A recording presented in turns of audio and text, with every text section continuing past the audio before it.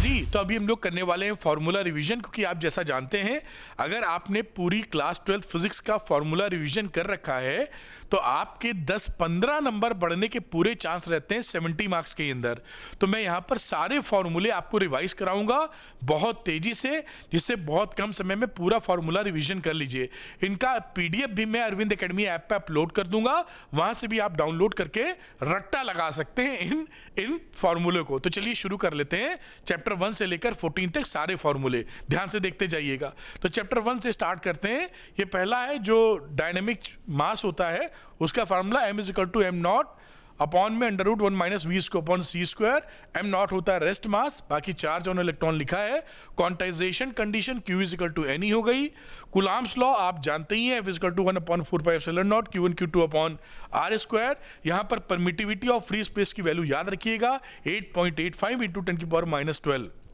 और उसके बाद बात करें जो रिलेटिव परमिटिविटी होती है ER या dielectric constant epsilon upon epsilon not, F vacuum upon F medium. ये कुछ वैल्यूज लिखी हैं एग्जाम्पल के तौर पे। सुपरपोजिशन प्रिंसिपल का फॉर्मूला याद करिए, अगर आए तो चिपका दीजिएगा ऐसे ही। इलेक्ट्रिक फील्ड होता है = F/Q, पॉइंट चार्ज की वजह से 1/4πε0 Q/r स्क्वायर। आगे बात करें हम लोग कॉन्टिन्यूअस चार्ज डिस्ट्रीब्यूशन में, ये कुछ फॉर्मूले वैलिड होते हैं जो लगाए जा सकते हैं। ये थ्योरी लिखने को आए तो आप लिख सकते हैं, वरना ये जो फॉर्मूले लिखने की बातें हैं वो डिपेंडिंग ऑन द क्वेश्चन लगते हैं। सरफेस चार्ज डेंसिटी के हिसाब से भी चेंज किए गए। लाइन चार्ज डिस्ट्रीब्यूशन के लिए, ये सरफेस चार्ज के लिए, वॉल्यूम चार्ज के लिए, डिस्ट्रीब्यूशन के लिए फॉर्मूला है। आगे बात करते हैं electric field due to long thin wire. जो पतला सा वायर होता है इनफाइनाइटली लॉन्ग, उससे इलेक्ट्रिक फील्ड बनता है E = λ/2πε0 r।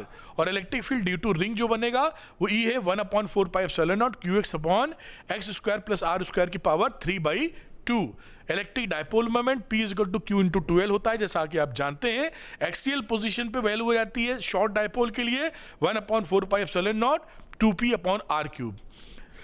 इक्वेटोरियल पॉइंट पर 1/4πε0 p/r³। ये वेक्टर फॉर्म में लिखा है इसलिए माइनस लिखा है। इलेक्ट्रिक फील्ड डायपोल मोमेंट के अपोजिट डायरेक्शन में रहता है।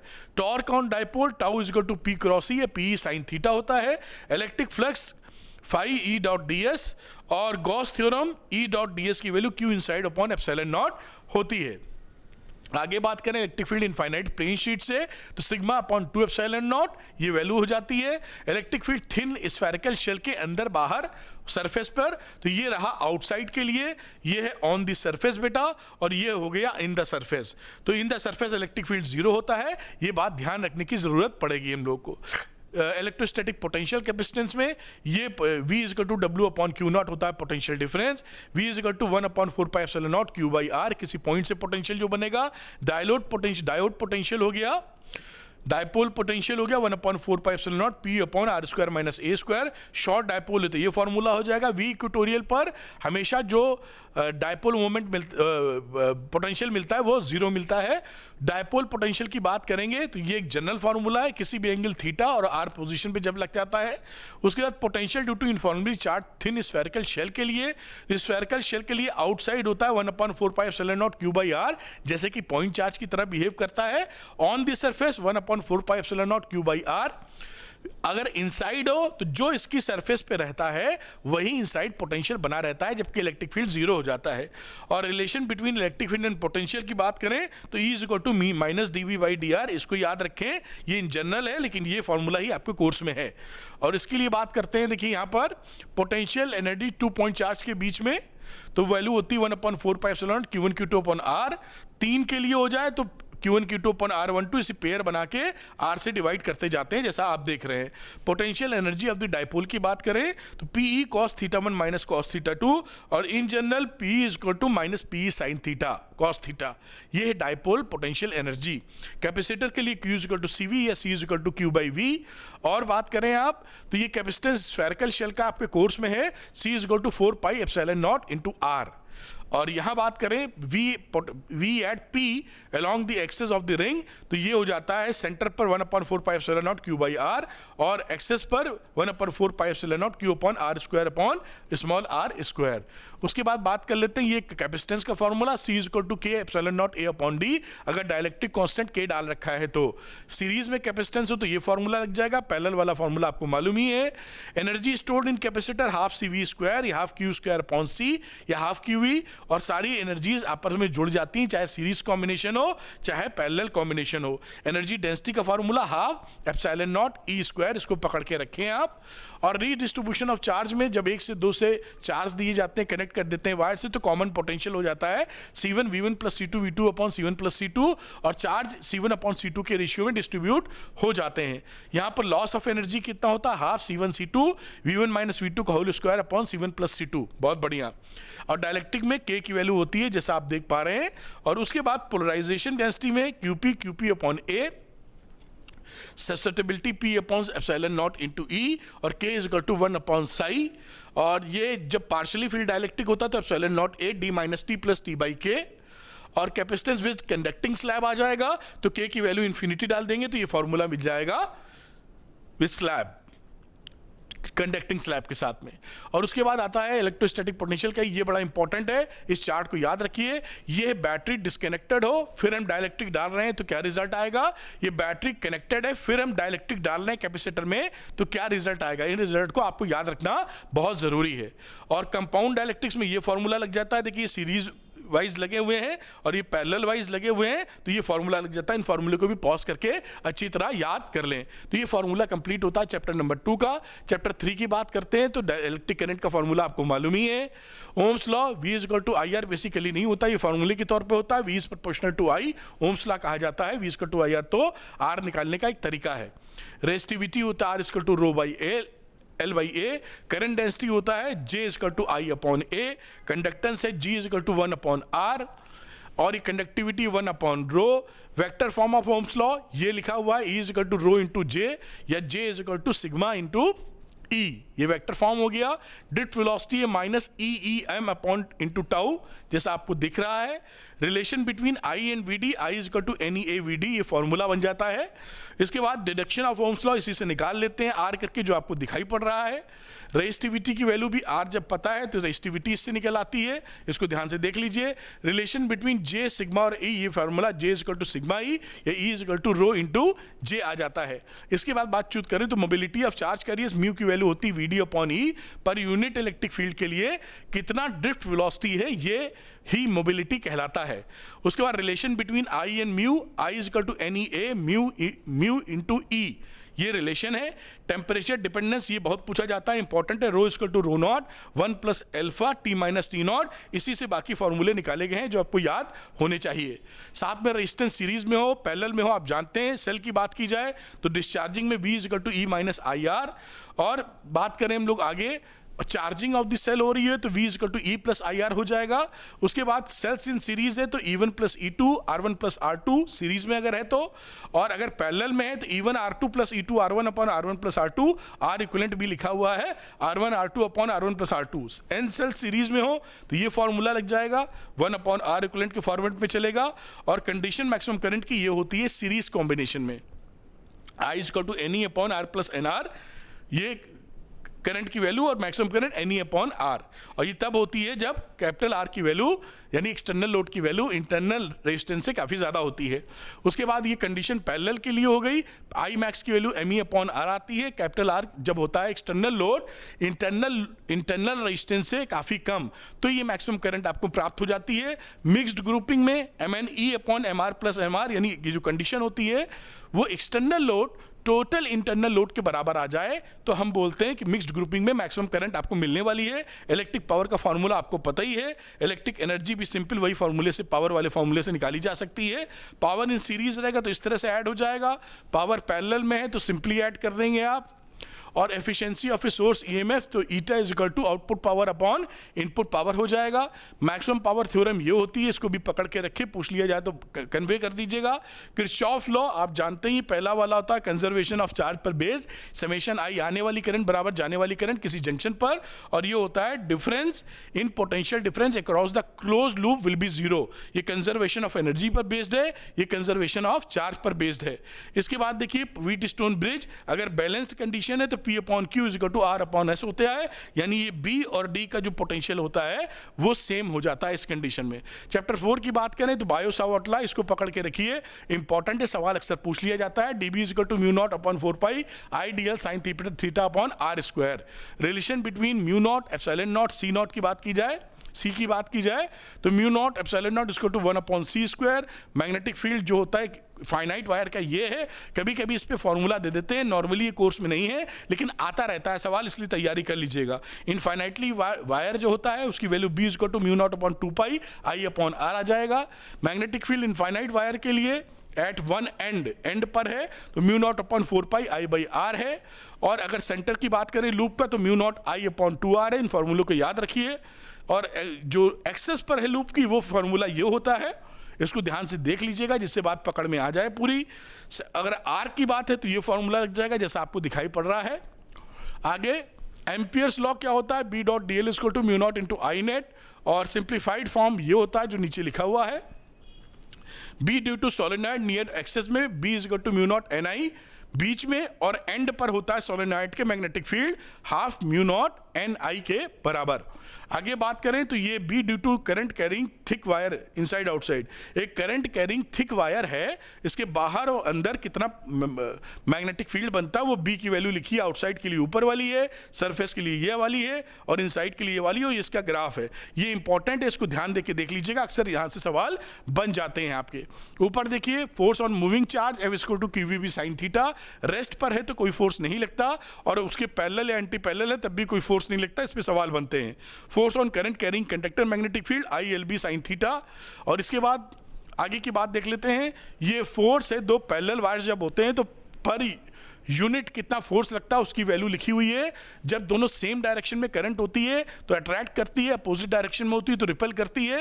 ये टॉर्क की वैल्यू है M क्रॉस B, और ये गैल्वेनोमीटर की बात है, ये हो जाता है अल्फा, यानी डिफ्लेक्शन प्रोपोर्शनल होता है I के, और ये हो गया G गैल्वेनोमीटर कांस्टेंट जो वैल्यू लिखी है I अपॉन अल्फा के NBA, इसको याद कर लिया जाए।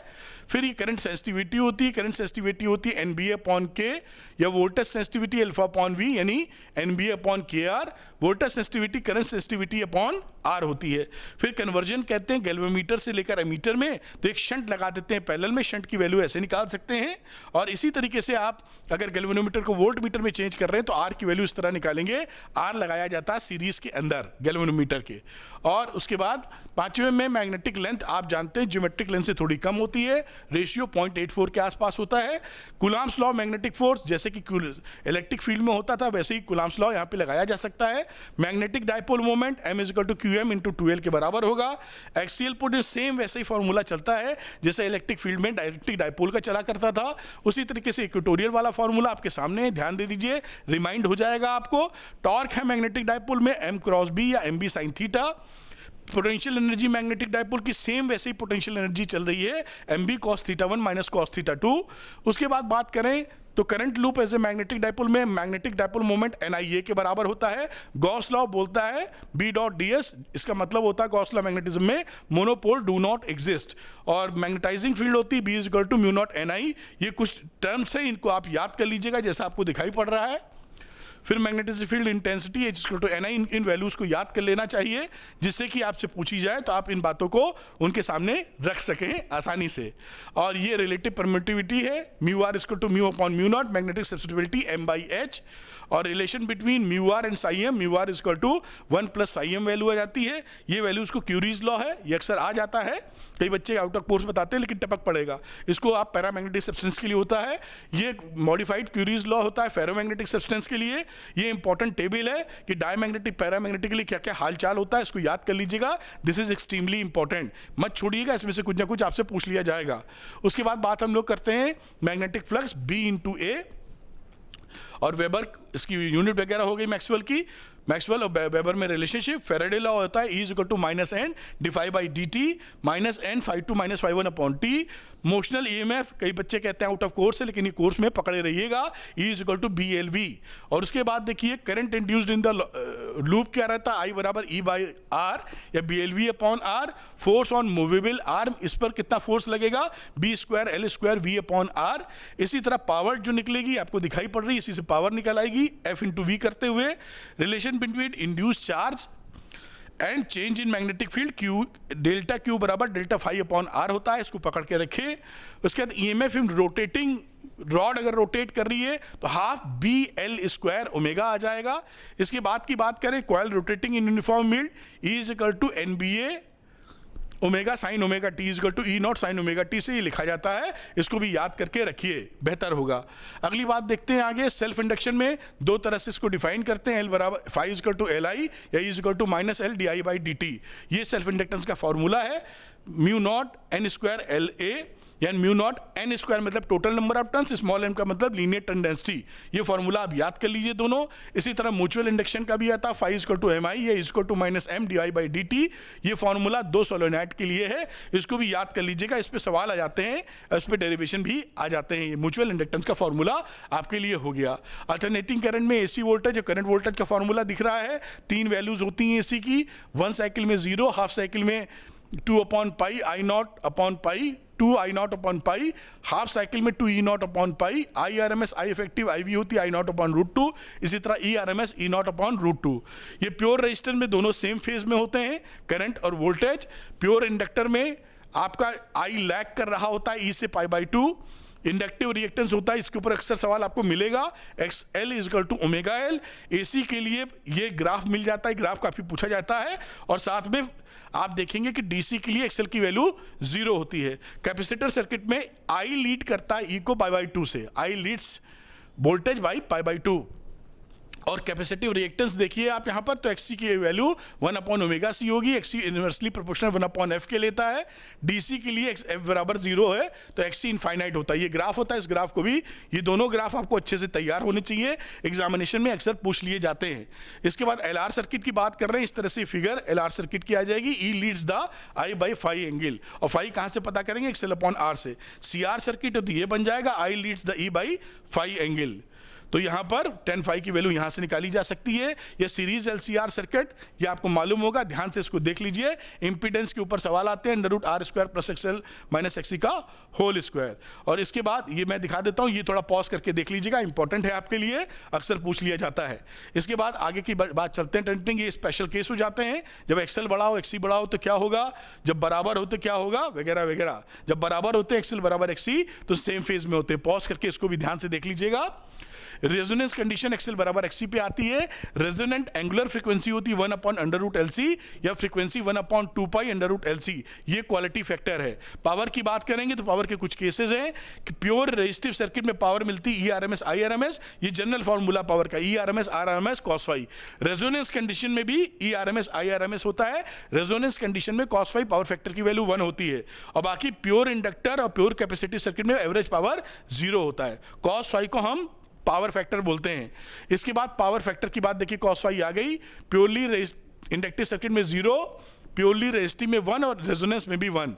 वॉटलेस करंट क्या होती है, वो करंट जिसमें पावर तो कंज्यूम हो रही है लेकिन करंट की वैल्यू जो पावर हो रही है वो कंज्यूम नहीं हो रही है, 0 है, लेकिन करंट फिर भी फ्लो हो रही है। प्योरली इंडक्टिव या प्योरली कैपेसिटिव सर्किट, ट्रांसफार्मर का एक छोटा सा फार्मूला है, इस फार्मूले पे ही बेस सवाल आते हैं, बड़े छोटे छोटे। पॉज करके इसको भी ध्यान से देख लीजिए, कहीं पे कंफ्यूजन आपको नहीं होना चाहिए। अगली बात देखते हैं, डिस्प्लेसमेंट करंट ID बराबर epsilon naught d phi E upon dt होता है। ये आप जानते ही, मॉडिफाइड एम्पियर्स लॉ, कि जहां पर केवल कंडक्टर करंट थी वहां डिस्प्लेसमेंट करंट भी पिक्चर में आ जाती है।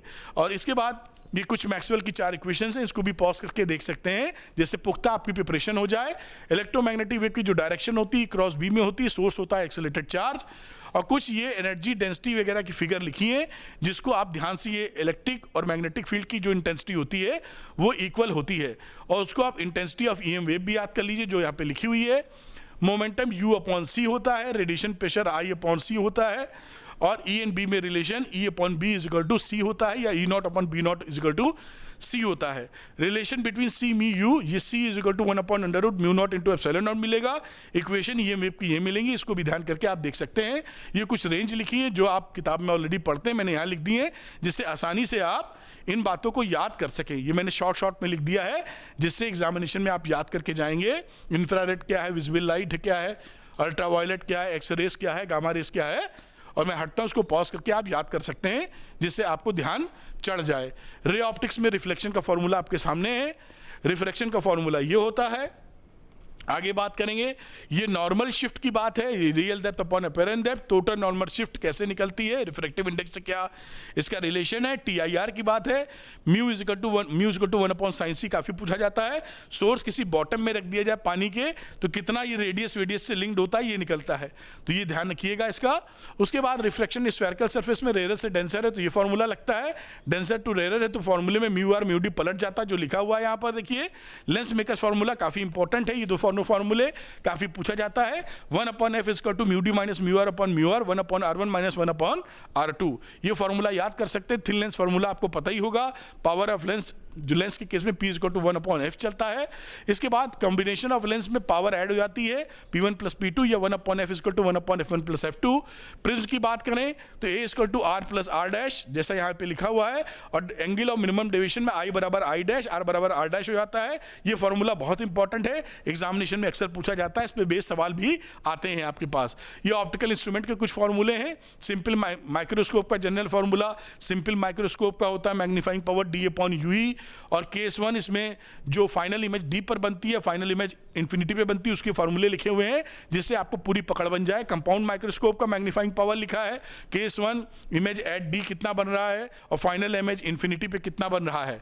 उसके बाद बात करें एस्ट्रोनॉमिकल टेलीस्कोप की, तो इसका मैग्नीफाइंग पावर लिखा है माइनस FO अपॉन UE, और इसके केसेस जब D पर बन रहा होता है तो ये वैल्यू लिखी हुई है, और जब केस 2 में आपका फाइनल इमेज इंफिनिटी पे बन रहा होता है तो ये वैल्यू आपकी लिखी हुई है। तो ये फॉर्मूले आपके खत्म हो जाते हैं। मैं हट जाता हूं, आप चाहें तो पॉज करके याद करने के काम आ जाएगा आपकी। अगली बात वेव ऑप्टिक्स की बात करें तो ये वेव ऑप्टिक्स है, ये फॉर्मूले से कुछ ना कुछ सवाल हमेशा पूछा जाता रहा है, इसको जरूर अच्छे से तैयार कर लीजिएगा। इंटेंसिटी के टर्म में I is equal to I1 plus I2 plus 2 under root I1 I2 cos phi होता है। किसी भी पॉइंट पर इंटेंसिटी निकालनी हो तो इंपॉर्टेंट नोट भी याद रखिए, अगर दोनों की इंटेंसिटी सेम है तो फॉर्मूला रिड्यूस होकर ये बन जाता है। 4I0 को I max भी लिख देते हैं सिंपल वर्जन में। रिलेशन फेज और पार्ट डिफरेंस के बीच में ये रहती है, ये है फेज डिफरेंस, ये है पार्ट डिफरेंस, तो पाई बाई लैम्डा से मल्टीप्लाई कर देते हैं आप। उसके बाद कंडीशन फॉर कंस्ट्रक्टिव इंटरफेरेंस, ये देखिए इवन मल्टीपल ऑफ पाई या odd multiple of lambda, even multiple of lambda by 2, ये कंस्ट्रक्टिव इंटरफेरेंस है, या एन लैम्डा भी कहा जाता है इसको। डिस्ट्रक्टिव के लिए ऑड मल्टीपल चालू हो जाते हैं, जो लिखा है उसी का ऑड मल्टीपल आप कर देंगे।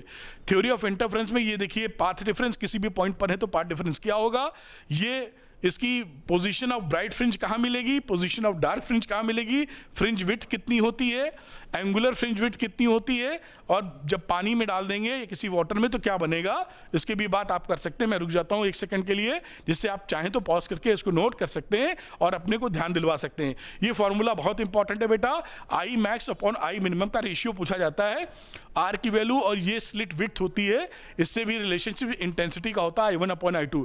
डिफ्रैक्शन के कुछ फॉर्मूले लिखे हैं, ध्यान रखिएगा डिफ्रैक्शन कोर्स में है, इसकी तैयारी जरूर कर लीजिएगा, छूट ना जाए। तो डिफ्रैक्शन के फॉर्मूले ये आप याद कर लीजिएगा। इसके बाद की बात करते हैं हम लोग, सेंट्रल मैक्सिमा डिफ्रैक्शन का कहाँ मिलेगा, ये सब बातें यहाँ लिखी हुई हैं। सेकेंडरी मैक्सिमा कहाँ मिलेगा, ये मैं हटता हूँ जिससे कि आप आसानी से इसको नोट कर पाए, मेरे ख्याल से आप देख पाए होंगे, पॉज करके ध्यान दे दीजिएगा जिससे कि बात पकड़ में आ जाए। ये ड्यूअल नेचर के कुछ फॉर्मूले, के मैक्स की वैल्यू होती है half mv max square EV not के बराबर, और कुछ आइंस्टाइन की इक्वेशन वगैरह लिखी हुई हैं, ध्यान से देख लीजिए, जैसे मेमोरी में कम समय में ज्यादा रिमाइंड कर सकें। ये rest mass of photon, rest mass of photon 0 होता है, ये ध्यान रखिएगा। यहाँ पर आइंस्टाइन से मास एनर्जी रिलेशन लिखा हुआ है, लीनियर मोमेंटम ऑफ फोटोन लिखा हुआ है, और यहाँ पर वैल्यू लिखी हुई है कुछ जो ग्राफिकल निकालते हैं, इसको ध्यान से पढ़ लीजिए। मैं 2-3 सेकंड रुक जाता हूँ जिससे कि आपको पॉज करके कुछ पढ़ना हो तो यहाँ पर पढ़ाई कर सकते हैं, जैसे आपको ध्यान आ जावे। अगली बात हम लोग करते हैं, डी ब्रॉय वेवलेंथ होती है H upon momentum, H upon P, उसको भी याद करके रखिए, ठीक।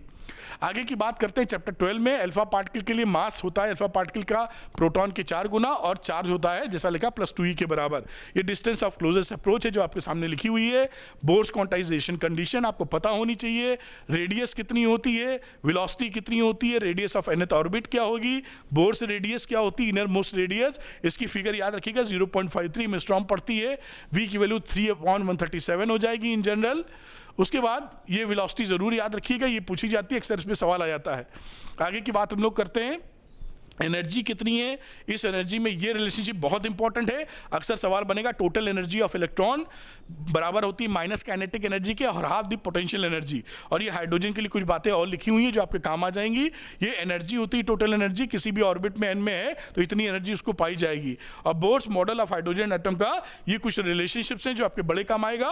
पॉज करके ध्यान से पढ़ लीजिए, एग्जामिनेशन में आए तो इसको हैंडल कर लीजिएगा आप। ये कुछ स्पेक्ट्रल लाइन्स के बारे में लिख दिया है जैसे कि आपको बात पकड़ने में आसानी रहे।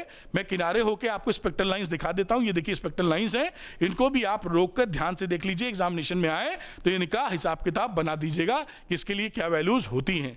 उसके बाद हम लोग बात करते हैं एटम्स की। ये जनरल डिफरेंट एनर्जी लेवल्स लिखे हुए हैं, इसको भी ध्यान करके याद करेंगे तो आपके लिए काफी आसानी पड़ जाएगी। शॉर्टकट फॉर्मूला भी दिया हुआ है, इससे भी आप चीजें पकड़ सकते हैं। न्यूक्लाई की बात करें तो न्यूक्लाई में कुछ चीजें आपको जैसे दिखाई पड़ रही हैं, इंपॉर्टेंट टर्म्स, और ये सब चीजें याद कर लीजिएगा जिससे आपको आसानी पड़ जाए। एवरेज एटॉमिक मास क्या होता है, आइसोटोप्स आइसोमर्स क्या होते हैं, सारी डेफिनेशन मिल जाएंगी। एटॉमिक मास यूनिट क्या होता है। उसके बाद रेडियस एंड न्यूक्लियस की बात, ये रिलेशनशिप इसके अंदर होती है। न्यूक्लियर डेंसिटी क्या है। इसके बाद ये कुछ इंपॉर्टेंट न्यूक्लियर फोर्स की मैंने प्रॉपर्टीज लिख दी हैं। मास डिफेक्ट क्या होता है, बाइंडिंग एनर्जी पर न्यूक्लियन या बाइंडिंग एनर्जी क्या होती है, उसकी वैल्यू, न्यूक्लियर फ्यूजन की रिएक्शन, ये आप थोड़ा सा ध्यान करके इसको देख सकते हैं। ये पॉज करके नजर मार लीजिए, आपको बड़ा फायदा करेगा। रही बात सेमीकंडक्टर के लिए तो इंट्रिंसिक सेमीकंडक्टर की वैल्यू ये लिखी हुई है। इसके बाद इंट्रिंसिक सेमीकंडक्टर Ne बराबर NH बराबर Ni होता है। और इंट्रिंसिक सेमीकंडक्टर में जो करंट होती है टोटल IE IH के बराबर होती है। एक्सट्रिंसिक सेमीकंडक्टर N और P टाइप होते हैं। पेंटावेलेंट ऐड कर दोगे तो एन टाइप बन जाएगा, ट्राइवेलेंट ऐड कर दोगे तो पी टाइप बन जाएगा। ये डोप्ड सेमीकंडक्टर के लिए एक सेमीकंडक्टर की क्वेश्चन होती है अंदर थर्मल इक्विलिब्रियम। और ये फॉरवर्ड बाइसिंग में क्या होता है यहाँ पे लिख दिया है मैंने, और उसकी मैं पॉज करा दीजिए 2 सेकंड के लिए जिससे कि आप ये चीजें नोट कर पाएं। अगली रिवर्स बाइसिंग में क्या होगा ये लिखा हुआ, अक्सर इनमें से सवाल आता है जिसका जवाब आप दे सकते हैं। डायनेमिक रेजिस्टेंस लिखा हुआ है। इसके बाद देखिए rectifier, half wave full wave rectifier में क्या होता है। इसके साथ ही मैंने पूरा ये पॉज करा देता हूं 2 सेकंड के लिए, आप चाहें तो इसको नोट कर लीजिए। ये कुल मिला के 25-30 सेकंड में मैंने सारे फॉर्मूले रिवाइज करा दिया। पॉज करके इसको ध्यान से पढ़ लेंगे तो आपको बड़ा फायदा होगा। Thank you very much. पूरी कोशिश की है कि आपकी पूरी मदद कर सके। अगर ये चीज पसंद आई है तो लाइक करना मत भूलिएगा। अरविंद सर ने वैसे ही काम किया है जैसे आपका एग्जाम, वैसे अरविंद सर का exam. Thank you very much, best of luck. उम्मीद करता हूं बहुत ही शानदार एग्जाम आपका होगा। पलट अरविंद एकेडमी चैनल पर लिखिएगा कैसा एग्जामिनेशन हुआ, मुझे आपके कमेंट का वेट रहेगा। Thank you very much, good luck to you, bye bye.